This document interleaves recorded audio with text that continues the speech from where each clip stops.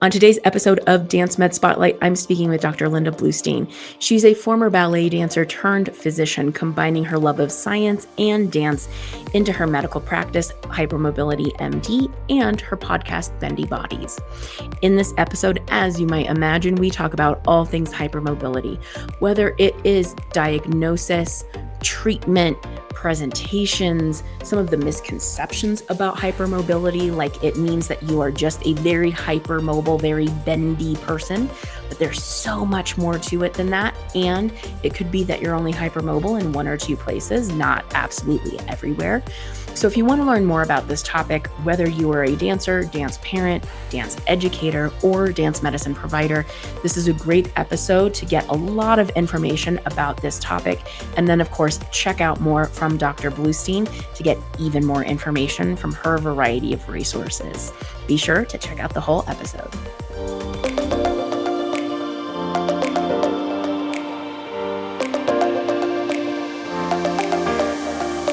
Welcome back to another episode of Dance Med Spotlight, where we talk about all things dance medicine and dance science. Today, I am excited for my guest, Dr. Linda Bluestein. I'm so happy to be here. Thank you for having me. So, first of all, let's talk a little bit about who you are and your specialty area, and then we'll get into some questions. So go ahead and introduce yourself to the crowd. Sure. So I grew up like a lot of people wanting to be a professional ballet dancer, and decided after having so many injuries and so many problems, and honestly, I don't normally say this part, but I probably wasn't good enough to be like, as good as I would have wanted to be in order to have like a career I'd be like happy with. So I ended up going into medicine, and I wanted to do dance medicine, but I realized even in medical school that I was having more problems. And I thought, at that time, it seemed like dance medicine was really very orthopedic based. And so I thought, I don't think I can do orthopedic surgery. Like you have to be able to drill and hammer and saw and all these things, right? Yeah. So I thought, I don't think I can do that. So I became an anesthesiologist, and I did that for over 20 years, and then started having more medical problems again and had to make a transition. And in the meantime, figured out that I had joint hypermobility. And so while I wasn't the bendiest dancer in the studio, I had enough range of motion in my joints, and I kept getting injured a lot, and my injuries were like really slow to heal and things like that. So then that kind of caught up to me again, working as an anesthesiologist, and I had to come up with a plan C. And I realized I can combine my love of dance and my love of science with this focus on hypermobility, because dancers, of course, a lot of them are hypermobile, meaning increased range of motion of the joints. So I thought this way I can help dancers get the kind of care that I wish I had had and hopefully have a longer career. Mm-hmm. Yeah, I love that. And I feel like so often those of us who are in this space of dance medicine have some sort of story or history ourselves of why we were inspired to end up here. Right. Whether it's something that we went through health-wise ourselves, an experience with a dance educator that we had along the way, who knows what it is. So yeah, I always love hearing people sort of origin stories for all of this. Right. Before we get too far into some of this information, let's kind of set the stage a bit with what exactly is joint hypermobility when we're using that terminology. So that simply means that a joint or a group of joints has greater than expected range of motion. And we're comparing to the average, like, quote, normal population. So it's tricky in dance, right? Because, you look around the room and like a lot of people have some degree of hypermobility. Of course, people who are more hypermobile have gorgeous aesthetic lines. So they tend to want to stay in dance because they're praised for their lines and they can do things that other dancers can't do. So it does tend to attract people with joint hypermobility. And there's also forced joint hypermobility. So you can be born with more range of motion of your joints, and it can affect any joint in the body or a bunch of joints in the body, but you can also acquire joint hypermobility through training. And at one point I was actually working with somebody who was creating a program, like a stretching type program, and she wanted to call it a hypermobility training program. And I was like, I don't think I would call it that. I would call it a maximizing flexibility program. So as dancers, we of course want a lot of flexibility, right? But we don't necessarily Mhm. need for our knees to be in too extreme of a hyperextension, especially, of course, when we're weight bearing. So, not to start getting into the weeds right away, but as a physical therapist, I know you're super knowledgeable about hyperextended knees and all the problems that can come along with that, as well Mhm. as the benefits. Yeah, definitely. One of the things that I think is also really important to talk about early in this conversation is maybe some misconceptions around joint Mm, hypermobility. I know even when I was initially training and learning about the concept of hypermobility in PT school, it was sort of this idea of like, okay, we have one test, the Baton or Biton, depending on who you ask how to pronounce it. right. And you have to test positive on a bunch of those things in order to be hypermobile. And generally, you're a bendy person, and that's what it means to be a hypermobile person. When in fact, we know that one, there are a lot of other alternative ways to maybe test or maybe better ways to test. Yep. And it does not mean that you have extra mobility everywhere. It could be an isolated joint or two. Right. Right. At least we were Absolutely. talking about joint hypermobility as the idea. Yeah. It's actually really frustrating because I run into colleagues who, even though they are caring for this population, they don't understand that the Bite and score is one small tool that we can use. And I've heard physician colleagues say things about screening for EDS, and they basically just talk about the Bite and score. And I'm like, whoa, there's so much more to it than doing a Bite and score. So the Bite and score is, Mhm, touching your thumb to your forearm, fifth finger, elbow and knee hyperextension, and putting your palms flat on the floor. Those are the maneuvers for the Bite and score. mhm, Obviously, that only factors into account a small number of joints, and it's biased towards the upper extremities. And that's really problematic for dancers because they tend to get injured in the lower extremities. So, mhm, something like the lower limb assessment score is a better tool. Now, if you're not a physical therapist like you are, doing a lower limb assessment score is difficult because it requires a lot of knowledge and training and being able to measure, the joints, because there's 12 different things for that test, and they're bilateral, so you have to do it on each side. mhm, So it requires more training, whereas the Bite and score is a very quick and easy test to memorize, and it's quick to learn how to do and actually execute in the office. So a lot of people do that test, but it should be just one small tool. And actually, I mhm. like something called the 5-point questionnaire even better than the Bite and score, because Yeah. that also includes people who have historical joint hypermobility. So, for example, myself, Mhm, my Bite and score is now very low because we're all getting older, of course, but I'm, quite a ways out of my dance career. And so my Bite and score is quite low. And my 5-point questionnaire, though, is still really high. So that mhm, takes into account the historical factors as well. And there are a lot of reasons why people can be hypermobile. Some of them are genetic, some of them are not. But there's a lot of factors that influence range of motion of the joints, and connective tissue disorders, or having abnormalities in the way the connective tissue is formed, is one reason why somebody can have joint hypermobility, but there's plenty of other reasons. mhm. Thinking of joint hypermobility as sort of an umbrella term, we know that there's a lot of other things that can go underneath that. There's like the benign joint hypermobility. There's some specific like EDS, Ehlers-Danlos syndrome. Maybe for the audience, talk a little bit about some of the major subcategories that can belong in this topic. Sure. So, first, I want to clarify that if a person has hypermobility in their hands and feet, that's considered peripheral joint hypermobility. So, if it's limited to your hands and feet, that's kind of a different indicator. So that can indicate vascular EDS, which is one of the forms of the Ehlers-Danlos syndromes, or a hereditary disorder of connective tissue. But vascular EDS is quite rare. Obviously, people do have it, and it can be life-threatening. So it's very important. If you are hypermobile in your hands and feet, please don't panic. There's a lot of other like really significant signs that people who have vascular EDS might have, like club foot, dislocated hips at birth.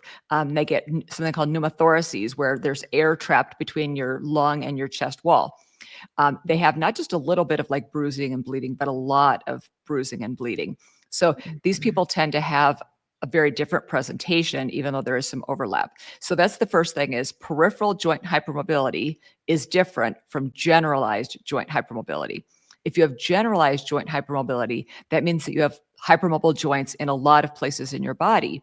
And if you have that, that is more likely to be a cause of or a result of a genetic connective tissue disorder as compared to like the localized type.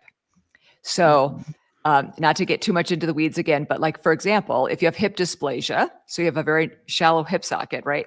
You're going to have increased range of motion at your hips because you have, instead of this deep socket, you have a very shallow socket.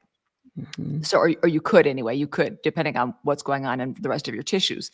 But that's not, if you just have increased range of motion in your hips, but not elsewhere, that's not suggestive of a connective tissue disorder. So under that umbrella of joint hypermobility, we kind of need to look at like, what kind is it? Is it localized? Is it just like maybe in the shoulders and the hips, or is it in more joints? Is it peripheral? Is it in the hands and the feet? Or is it generalized where it's in multiple joints? And then we also think of like, okay, there's these connective tissue disorders, of which the Ehlers-Danlos syndromes are the most common type. Also under the umbrella of connective tissue disorders, we have things like Marfan syndrome, Louis-Dietz syndrome, Stickler syndrome. There's a whole bunch of different conditions that can affect the connective tissue. And connective tissue, of course, is everywhere in our body. It's what connects everything to everything else. So if you think about it, it makes perfectly good sense that people that have connective tissue disorders are going to have symptoms all over. But unfortunately, I don't know about your training, but in my training, I wasn't taught to think that way. I wasn't taught to think like, Right. of things that could affect the whole body in a systemic fashion that, could be related to something like connective tissue. So that's a problem with our training and something that we're really trying to work on. Yeah. And I think that goes really nicely into thinking about Ehlers-Danlos syndrome specifically, where there are so many more systemic things that maybe pop up. And now, with the experience that I've had and additional education that I've had in this area, now working with dancers for quite a while, now I have these little flags in my head of like, oh, they mentioned this. Oh, they mentioned this. Okay, let me ask about some other things. So let's maybe talk a bit about maybe some of the more common other presentations that can come with Ehlers-Danlos outside of the joint hypermobility piece. Sure. So first, I want to clarify that out of Ehlers-Danlos, there are 14 different subtypes. So I already mentioned the vascular subtype, which is rare. There's the classical subtype, which is also rare. And then there's the hypermobile type, which is actually, we think, not rare at all. So there's those three subtypes that are like either more common or rare. And then the rest of the subtypes, the other 11 subtypes, are actually ultra rare. So there's this basket of hypermobile EDS, which comprises probably 90% of cases or maybe even more. And then there's all these other subtypes, which are just much, much less common. So for now, I'm going to focus mostly on the hypermobile subtype, if that's okay with you. Yeah, Okay. sounds great. So the core features that we want to think about, three things. It's hypermobile joints. So again, that greater than expected range of motion. We see changes in the skin. So we see stretchy skin. We see abnormal scarring in the skin. So like say you have surgery and afterwards the scar, instead of being a nice thin, narrow line, it's kind of wider and it's also a little bit thin in the middle. If it's really papery, then we want to be thinking about the classical subtype. But if it's just wider and a little bit thin depth-wise, then that could be consistent with the hypermobile type of EDS. And then the third thing is tissue weakness. So we see things like pelvic organ prolapse, even in people who have never had a baby. So that's something that is pretty unusual. So basically, the pelvic organs are starting to come down where they shouldn't be in the pelvis. So we see things like pelvic organ prolapse, we see ventral hernias or abdominal hernias, and other tissue weakness. So if we see those three kind of core features, that's when we really start thinking about hypermobile EDS. In particular, some of the things that we can see are, again, the joint hypermobility, but also joint instability. So joints have difficulty staying in proper alignment. So you can get a full dislocation, or you can get a partial dislocation, which is a subluxation. The tricky thing is we only know what our own body feels like, right? So it wasn't until many, many years later that I realized, oh, my shoulders are constantly subluxing. Like, you just don't know that that's not normal, right? Mm-hmm. And so a lot of people do get dislocations. A lot of dancers in particular, if they are having patella or kneecap dislocations, that is definitely something that, needs investigation. Now, if it's Mm-hmm. traumatic, if something happens and they fall on their patella or something like that, that's a whole different class of injury. So that's less worrisome. But if a patella dislocates with minor force, then we definitely want to be thinking, okay, what's the reason why this happened? So and from a musculoskeletal standpoint, we think of the joint hypermobility, joint instability. We get more tendon injuries. We get tendinopathies. We get tendinosis, tendinitis. We get bursitis, which is inflammation of the bursa in the joints. We'll see, a lot of like sprains and strains and things like that. And sometimes, as I mentioned earlier, they take longer to heal. So that's kind of the musculoskeletal part, plus pain. Yeah. Persistent pain. And I find with dancers, they tend to have, especially in the beginning, like a high pain threshold. They're used to being in pain with dance, right? So at first they're like, they kind of ignore it, right? Until it's like, it really is a big problem. And then unfortunately, the nervous system can get sensitized. And that happens very commonly in people with EDS. So it's really important to address the pain sooner rather than later. And I always tell people, it's never too soon to start physical therapy, because if you start working with a physical therapist, especially a dance medicine physical therapist like yourself, at an earlier stage, they can help you do things that are also proactive and may reduce your risk of injury. So super important. So that's the musculoskeletal part.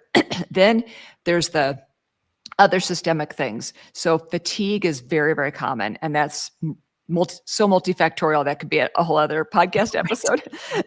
And a lot of people mistakenly think that if a dancer is dancing, they must be fine. Like they cannot possibly have fatigue.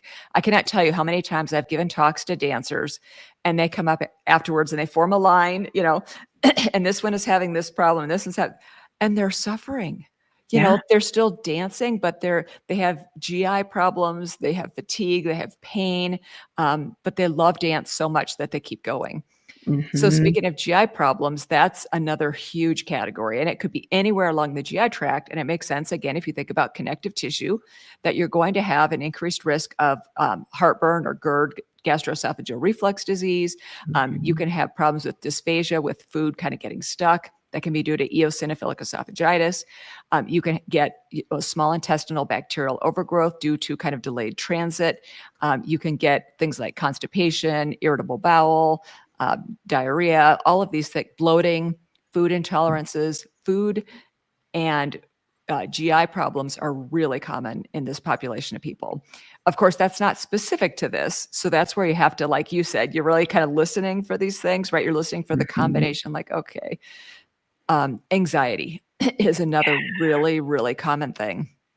And it's really interesting. I don't know about a lot of people listening to this right now, but when I found out that anxiety was linked to hypermobility, and I knew that I actually had an EDS diagnosis by the time I kind of was starting to put all this together, and I got evaluated by a rheumatologist. And he's like, yep, that's what you have. It was very relieving to me, because I think sometimes we blame ourselves for being anxious.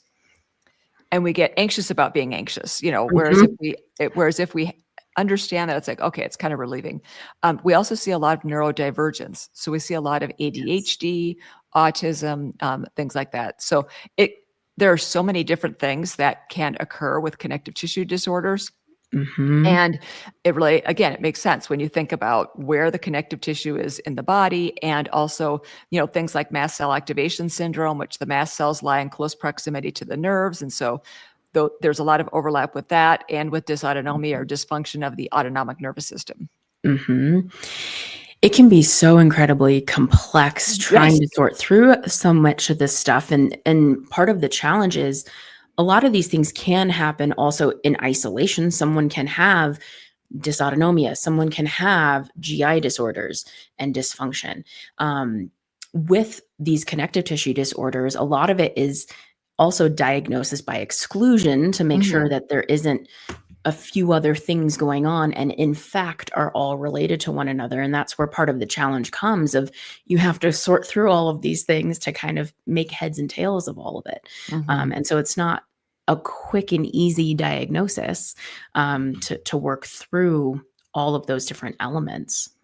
Yeah, I'm glad that you mentioned that because that's a super important point that you just made. Hypermobile EDS is a clinical diagnosis. We do not yet know the genetic marker for hypermobile EDS, or markers, I should say. We know the genetic markers for all of the other subtypes of EDS and for Marfan's and Sticklers and Lewy Dietz and things like that. We don't know. So it is a clinical diagnosis. So basically, we go through this checklist and it starts with the Beighton score, but there's a whole bunch of other things on that sheet. That's where, like I said, when some of my colleagues just do the Beighton score and think that's good, call it a day. If they score high enough on the Beighton score, they have EDS. It's like, no, that's not, how that works. We have a new category also, hypermobility spectrum disorders. So if somebody does not meet the strict criteria for hypermobile EDS, but they have joint hypermobility and they have symptoms that are likely related to it, and they have no other condition to explain their symptoms, then we call that hypermobility spectrum disorders.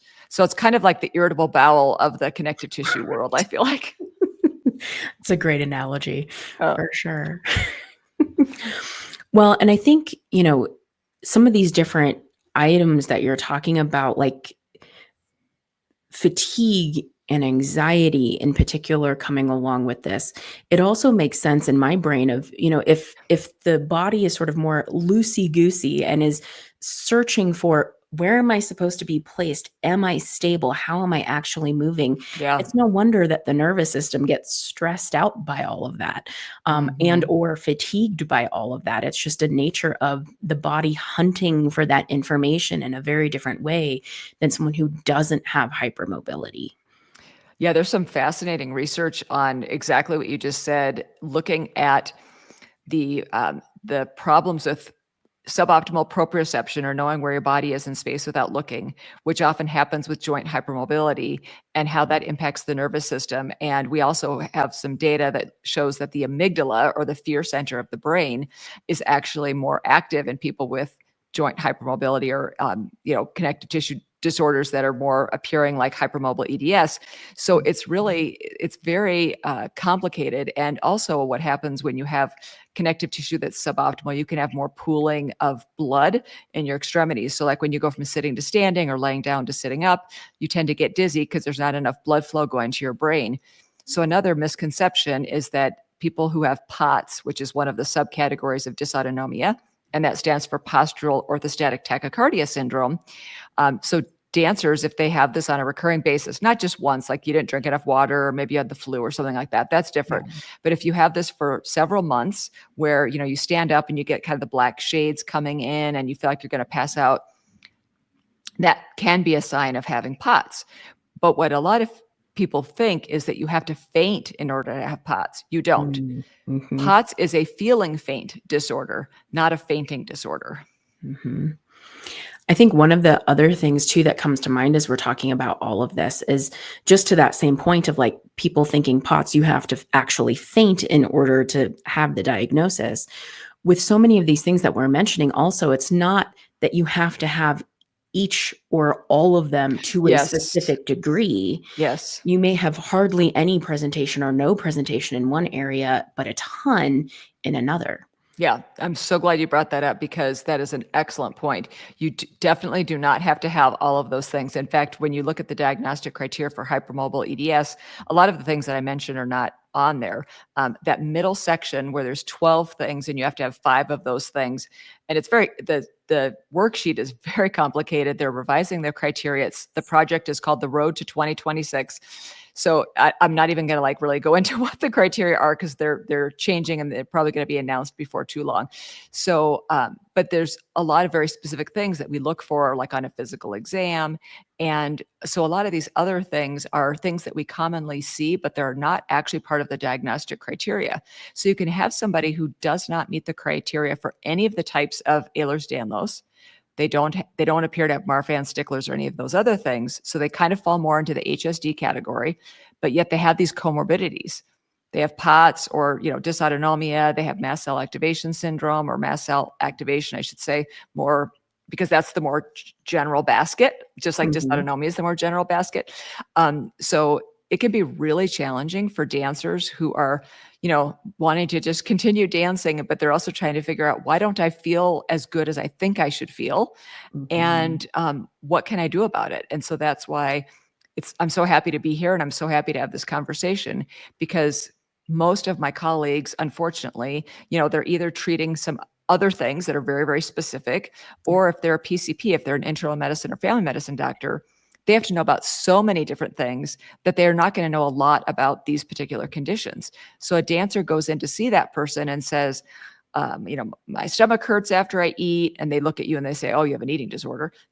I have Mhm. joint pain. I feel more tired than I think I should. I don't sleep well. They're going to kind of label you as psychosomatic, unfortunately, or they often do. Right. Mhm. So it's really challenging. Mhm. One of the things I also sometimes hear with dancers that I work with when I'm suspecting that they have something in the hypermobility category, whether it's Ehlers or any of the others that we've talked about so far, they may be an individual who has a ton of flexibility, maybe in a certain region or all over, but they often also complain of being tight and feeling like Mm, they can't stretch enough. Can we mhm. talk a little bit more about that idea? Oh, I'm so glad you asked that question. Yeah, and it's, whether you're looking on Instagram or you're actually physically in a studio and you see all these dancers that are hanging out in all these, you know, crazy positions, right? Um, because they want to feel that stretch. Mhm. But there's a podcast interview that I did I've interviewed quite a few professional dancers, usually professional ballet dancers, and they often talk about this phenomenon that you're trying to feel that stretch, but because you don't have the normal range of motion, it's like it is going to take a lot more, and you're going to start getting into dangerous zones. I think it was Becky Ann Sisk who talked about this most specifically, and how fortunately with her training, she was taught to like lower her leg and really focus on control and stability and things like that, because Mhm. the range of motion would be there later. And so for dancers that are hypermobile, doing all these crazy stretches are really not probably serving them well. And so Mhm. it's important to recognize that you don't need to feel a stretch. If you have that range of motion available in your joints and your ligaments and your tendons, then focus on developing the stabilization that you need. Because I think we often forget that, if we have an unstable core and we're trying to use these levers, we're not going to be able to control. It's funny, I don't know if you've made Mhm. this observation, but sometimes I see dancers doing beautiful things, but then you see them doing more simple things, and you can tell that they're really struggling with that Mhm. core stabilization. So, working on deep muscular stabilization, I think, is so important. And it's not the fun work, Yeah, right? It's like, right. yeah. So that's the other challenge with it. Yes.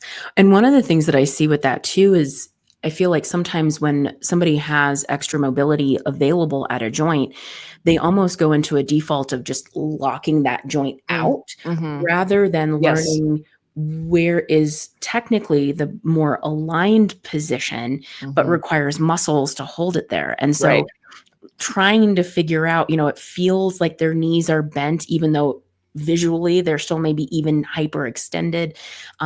Trying to figure out how to engage those muscles in that position and feel like they have control. And that, in and of itself, learning that can be really fatiguing and taxing on the brain, Yeah. also.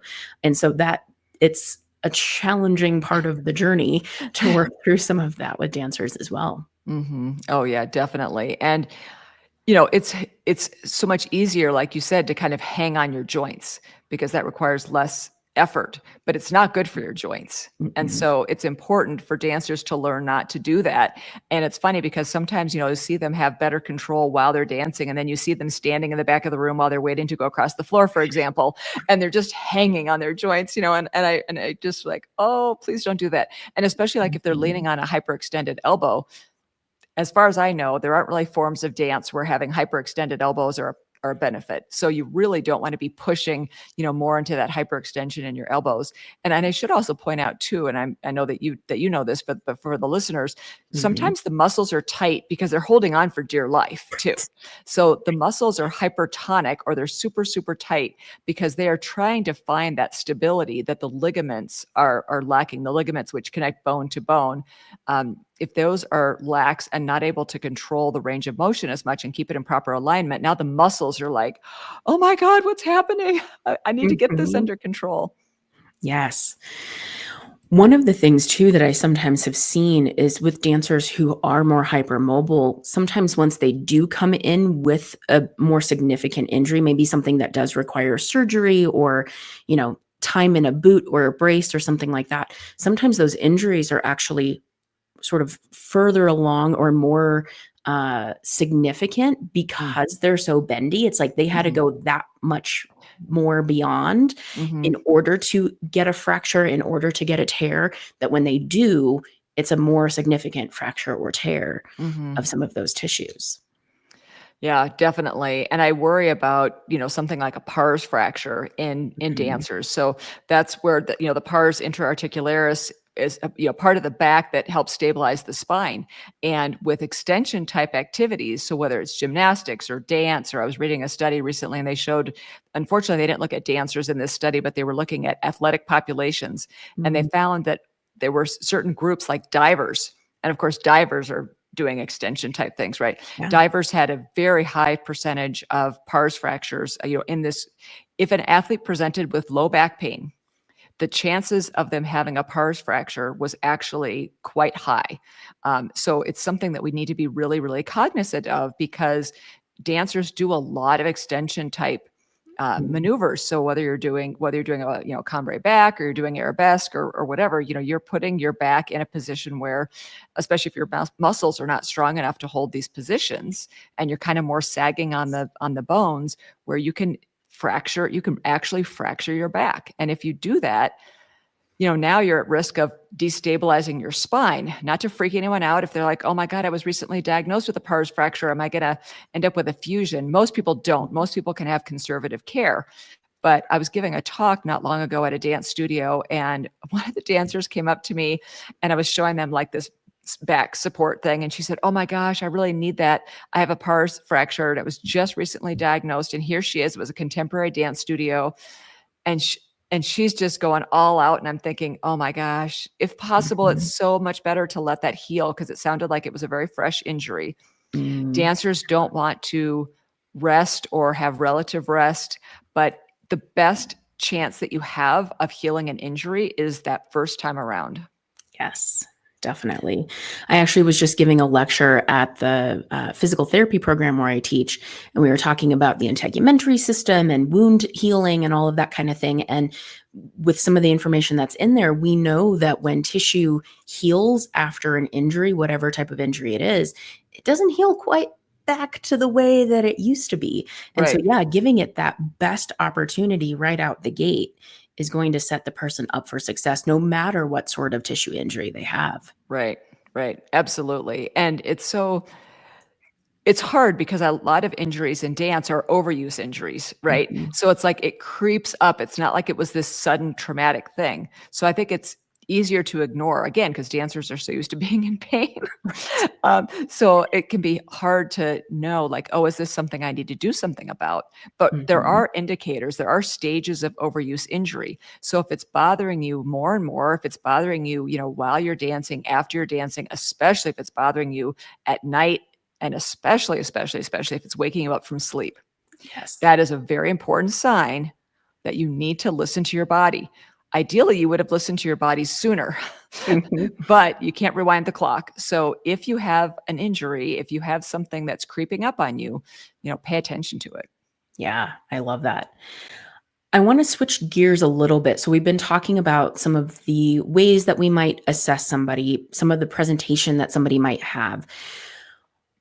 So, now, whether we are talking to a dancer or a dance parent who's concerned that the dancer maybe has hypermobility, or maybe a clinician who's going through the different assessments and going, I think this person maybe has a hypermobility disorder or syndrome of some sort.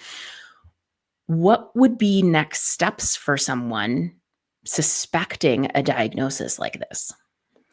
So the first thing is having an accurate diagnosis or diagnoses. And most of my patients have, unfortunately, a pretty long list of diagnoses. So maybe they'll have a hypermobile EDS diagnosis And then they also have a whole bunch of other, diagnoses, because that, if they have a ankle sprain or whatever else that they have going on, or a labral tear in their hip, or whatever, they're going to have a multiple diagnosis. So we want to first establish what are the various different problems that are going on. But from a systemic standpoint, there are things that we can do to help the body work its very best. So the approach that I use an acronym called MENS PMMS, and I published a journal article about this. And so the M stands for movement. So that's working with, another physical therapist, an occupational therapist, a Pilates instructor, somebody who can actually look at your movement patterns, help you figure out what movement patterns are dysfunctional. And even though you might be an excellent dancer, there's things that can always be improved, right? So there's things that they can work with that physical therapist on in order to improve their technique, improve their their kinetics of movement, so that they reduce their risk of injury. So the first one is M for movement. And then the E stands for education. So especially people who have persistent pain, I feel like it's really important for people to understand that that sensitization that can happen in the nervous system, because unfortunately, by the time people come to see me, not always, but often, they have pain in so many parts of their body. And what happens is pain begets pain. So sometimes we have that sensitization and we start to, feel a lot of pain in a lot of different parts of the body. And so that's why addressing pain as early as possible can help prevent that, downstream consequence. N stands for nutrition. So important to give your body the nutrients that it needs in order to heal. So whether you're dealing with a stress fracture or a sprain or a strain or some other injury, or no injury at all, actually, it's so important that your cells have the micronutrients, the macronutrients, all the things that they need in order to build tissues. And nowadays, I feel like we have so many people that have either food intolerances, or maybe they're trying to follow like a vegan or vegetarian diet. And so if you can, work with a dietitian. If you can't, try to get some quality information. Obviously, there's lots of sources online. There's lots of dance medicine dietitians that are great to, follow on social media, and you can get information from them. So I think that's, so important, whether you're hypermobile or not, of course, right? And then men's. Okay, then the first S stands for sleep. So it's actually very common to have problems with sleep when you're hypermobile. One of the things that's very important to be thinking about is that there's connective tissue in the airway, right? So even young, thin dancers can have sleep apnea, can have obstructive sleep apnea. So it's very important to screen for that, and to make sure that if it does appear that they have that we get a sleep study, and then we talk about what are ways that we can improve that. Because if you are holding your breath, if your airway's collapsing while you're sleeping, then that stimulates your autonomic nervous system. And then once your carbon dioxide rises enough, then you actually wake up a little bit and start to breathe. But all those micro arousals during the night also make you super tired during the day. So you might not be aware that you're doing it, but this is a very important thing to screen for. So we want people sleeping as well as possible. And then the last four letters, the P stands for psychosocial. So it's very important for people to have a good support network. Sometimes, things like counseling can be really helpful. Looking at support groups, and, finding solution-focused support groups, not, competition for who's the most miserable, because it's really important that, you be focusing on solutions, and also be careful, because some people in those groups, give out a lot of medical advice, and they don't know your situation. They might think your situation sounds identical to their situation, but there's so many nuances and so many fine differences, as you pointed out so well. So that's really important. And then the next M stands for modalities. So it could be something like acupuncture, acupressure, using a TENS unit, using a vagus nerve stimulator, virtual reality, ultrasound. Like, there's so many different modalities that can be helpful. And I should mention also with the modalities, things like bracing or support, like compression garments. So if you use a compression sleeve on your ankle, after you sprained your ankle, your proprioception is going to be even worse, right? So if you use something like that, that contact with the body can help the brain have a better knowledge of where that joint is in space without looking. So using compression garments can be helpful for for the joints, and also can be helpful for POTS, for helping get the blood flow back into the central circulation. And then the last M stands for medications. So there are medications that I will prescribe depending on the person's situation. It's highly variable depending on what's going on with them.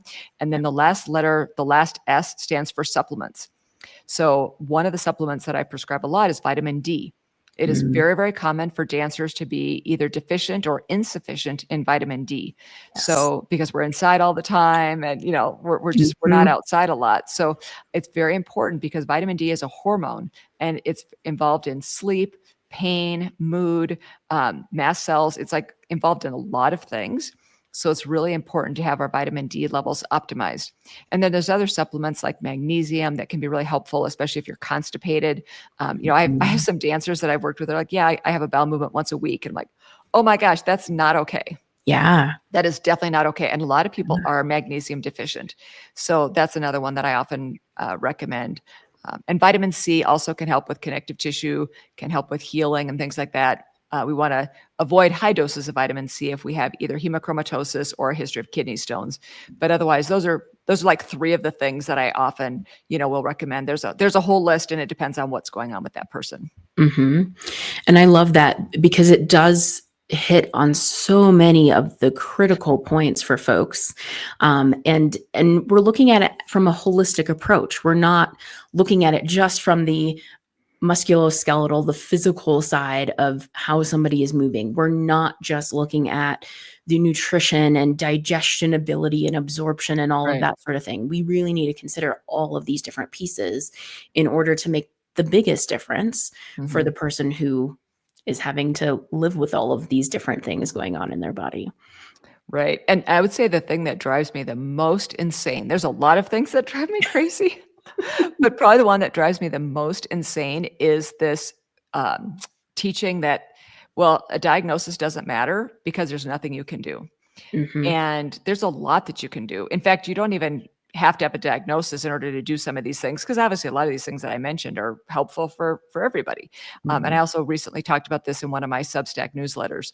So if people want to learn more, I'm sure we're going to talk about that later. But anyway, so it is very, very important that we think about all of these different factors, because if you go see an orthopedic surgeon about your ankle, they're not going to address all these other things. You definitely have to build your team or find your people who are knowledgeable about this. And so, whether they find somebody like you who truly specializes in this area, who can kind of tick all the boxes and help organize a lot of this information, or maybe they're in a place where they don't have somebody who's super specialized, but they kind of know, well, maybe a dietitian is someone to add to the team and at least do a consultation with and see if there's something that could be beneficial for them for continued treatment or meal planning or who knows what. So knowing to find a lot of different people to help fill in some of those gaps is really important too. Yeah. And unfortunately, oftentimes people end up having to be their own quarterback and coordinate, whether they have one of these conditions or something else. We know that healthcare is so fragmented now. And so, being organized with your information and, keeping good records, succinct, but good records is also like a very good tool to have. And sometimes it's, when you go to see another provider, it's also learning to be an advocate for yourself of what are you experiencing? Here's what has worked for you. Here are concerns that you have. And that's part of the learning process through all of this too, is that self-advocacy piece. Yeah, definitely. And I really encourage people when they do go in for an appointment to really keep their biggest goal in mind. So if they're going in and what they want is an order for physical therapy, for example, because they need one for their insurance, or they want the order because they want it to be like specific to what their problem is, then make sure that that person knows that, because they might be thinking a completely different pathway than you are. So make sure that they know what your goals are.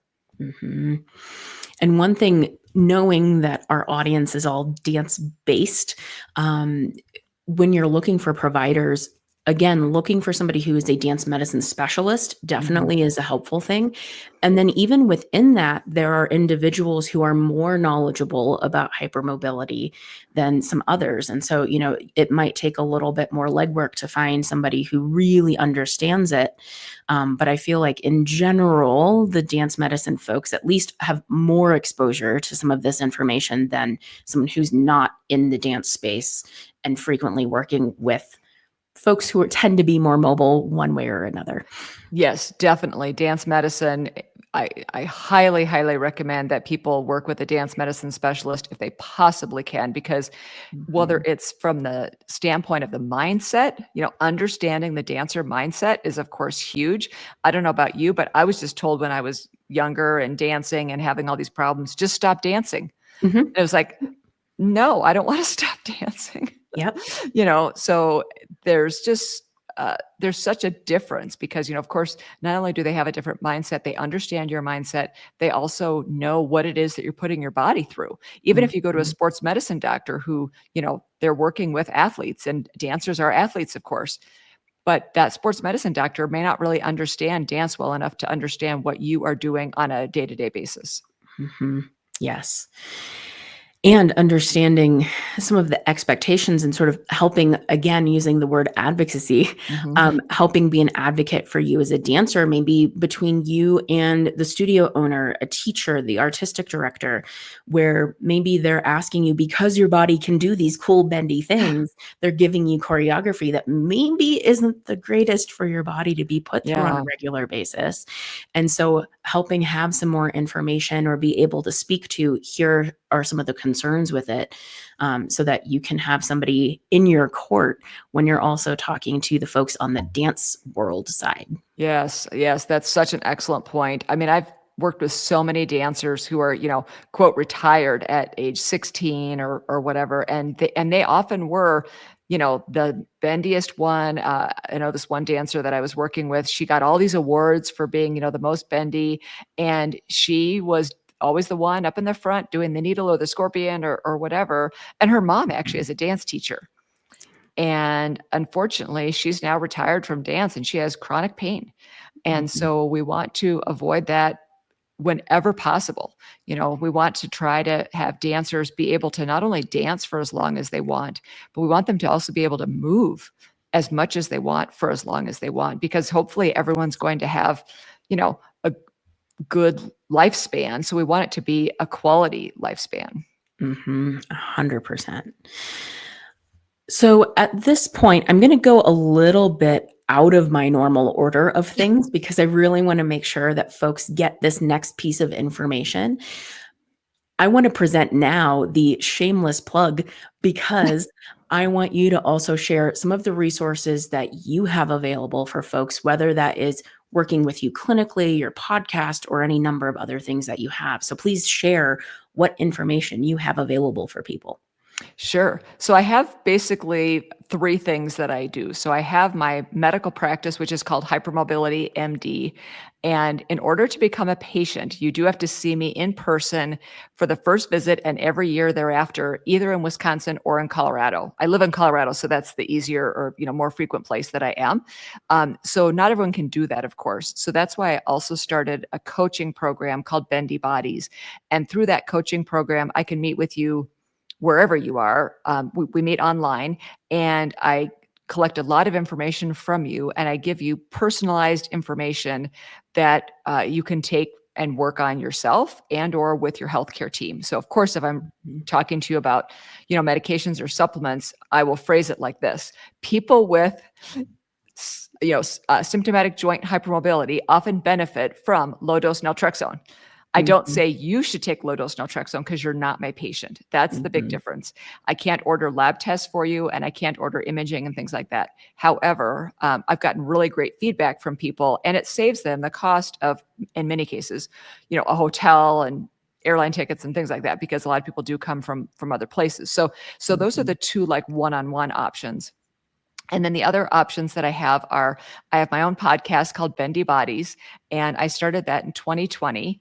And Jennifer Milner, of course, our dance medicine colleague. So she was my co-host for about the first 3 seasons, I believe. And now she comes back and co-hosts from time to time, and which is really, really super fun. And so I try to share information there that I think that people will be able to use and either take to their own healthcare team or be able to incorporate themselves. Some of it is pretty deep, but a lot of it is really accessible. So every episode is different. I think I'm on about 140 something at this point. So it's a lot of content. Most of them are like an hour long. So it's a lot of information, but there's a lot that are very dance specific, like talking to dance medicine physical therapists and people like that, and dancers, like I said. And also then there's ones that are like deep into a specific medical topic related to these connective tissue disorders.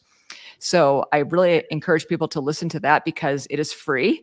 And so it's a great way to learn. And we do have a really actually big medical professional audience. We did a survey recently and 20% of the listeners are medical professionals, That's which amazing. which makes me really happy. And I've had people, send me emails and say, I did not know what these conditions were. I learned about it on your podcast and now I'm seeing it in my patients. And I love that. I love getting that kind of feedback. And then I have some other like things available, like I mentioned, my Substack newsletter, because I know not everyone can either listen to a podcast or, watch a YouTube video.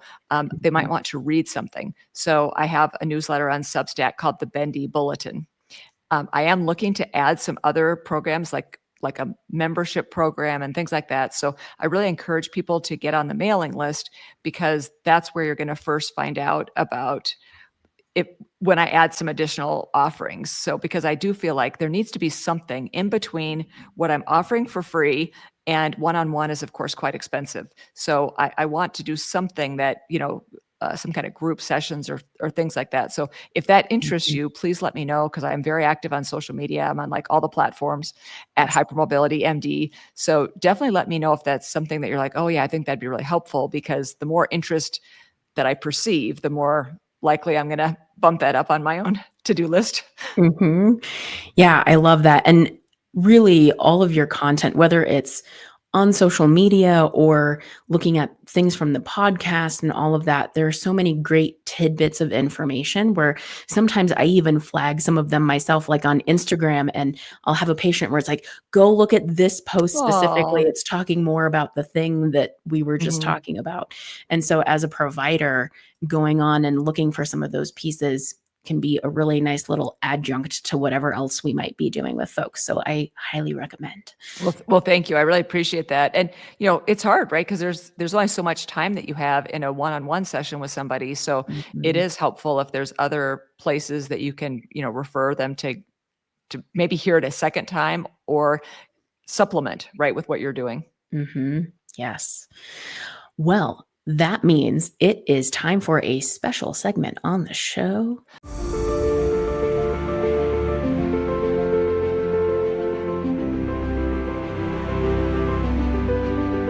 So on every episode of Dance Med Spotlight, we have the final bow, essentially the take-home message. We've talked about a lot of different topics around this concept of hypermobility.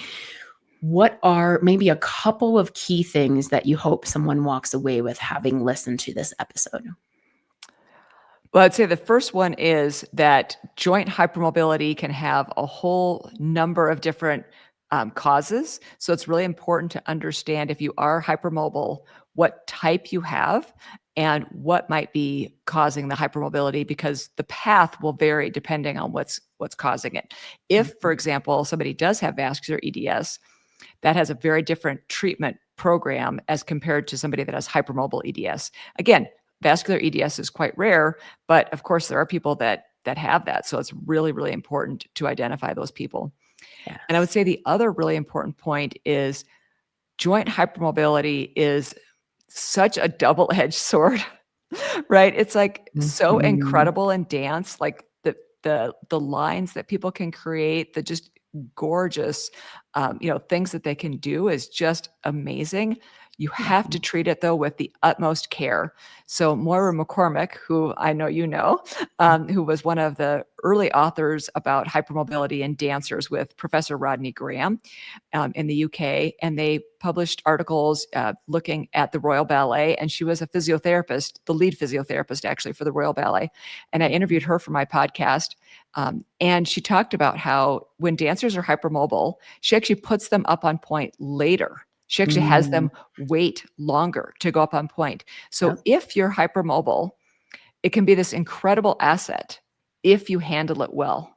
If instead you just, lean into it and don't take the proper precautions, working with somebody like you, working with a dance medicine physical therapist. If there's one thing you take away, please, please, please work with a dance medicine physical therapist, because that's so important. And I know it's hard if pain is a great motivator, right? So it's easy to be motivated when we have an injury. It's harder when we're well, but Yeah. it's just, if you want to keep dancing, it's really important to do that. And Beck Ann Sisk talked about in the podcast, she talked about how important it was for her to go really slow, because they identified that she was so hypermobile. And so it was really, really important. And fortunately, she worked with Marilena Ruiz, it was her instructor growing up. And so she really understood that working with a hypermobile body required great care and attention. Mm-hmm. Mm-hmm. Yes, I love that. And yeah, exactly. I think, getting an understanding of what is going on in your body and finding your team of people to help support and being proactive with things, not waiting until it becomes enough of a problem to go like, Yeah. oh, this is really bugging me now. I love those as the take home message piece is so important. Well, thank you so much for your time today. It was great getting to chat about this. And like you said early on, I feel like if we went down some of these other rabbit holes of more specifics, we could be here for like another 10 years talking about this. Right. Yeah, But there's this so is a much. really good Yeah. entry point to talk Yeah. about this topic. Yeah, this was really fun. I'm really glad we got the chance to chat, and you asked such great questions and pointed out so many great things. Sometimes you kind of forget some of the things that you're used to seeing, right? This like heterogeneous presentation. I'm so glad you pointed that out, because that is part of the challenge, is because everyone looks a little bit different. So there's a saying, if you've seen one person with EDS, you've seen one person with EDS. Exactly. Dance Med Spotlight is hosted and produced by Alyssa Arms. We discuss all things dance medicine. This has been another episode from Dance Med Spotlight. The Dance Med Spotlight is intended for educational purposes only. No clinical decision-making should be based solely on one source. While care is taken to ensure accuracy, factual errors can be present.